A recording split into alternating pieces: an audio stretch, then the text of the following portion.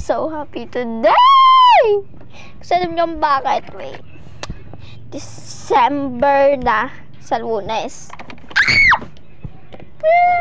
Bibili ako ng mga patinggal sa Pasko. Pero matagal pa yon.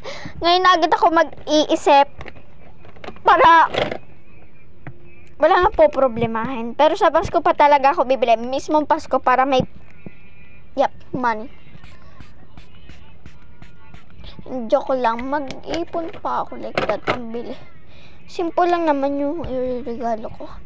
Joke, nakabili na ako. Matagal na.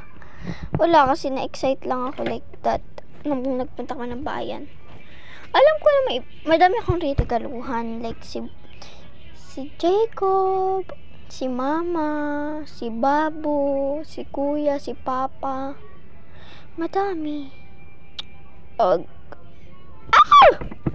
So, no worries. Alam ko naman yung mga gusto nila kasi anak nila ako.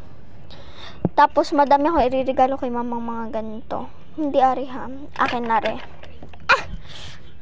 So, ipapakita ko sa inyo sa susunod yung mga iririgalo ko sa kanila.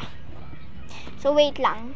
Ipapakita ko yung regalo ko kina, limbawa, Babu. Sasabihin ko na lang. Ere guys, yung kay Mama. Kaya bumili na lang ako ng early. So, parang isang araw ko pa ito binili. Para wala na din gastusin sa Pasko pag bibili ng mga ganto-ganto. Mas mahal to sa Pasko. Kaya, ngayon ko na ito binili. Yan. Wait, hinahanap ko pa yung regalo ko sa dalawa. Ari naman guys, yung sa pamangkin ko. Yan o. Ang cute backpack. Guys, sabihin ko lang pala to sa inyo. Ito yung teacher ko guys. Nung grade 2 si Ma'am Rosh. And this is me. So, yun pa lang guys. Yung mga nabibili ko. Di-display ko to. Ari pa lang guys. Wait. Low budget pa kasi. Ito. Sa mami ko. Tapos, ari, sa pamangkin ko. Malaki siya guys. Oh. So, period. So, bye guys.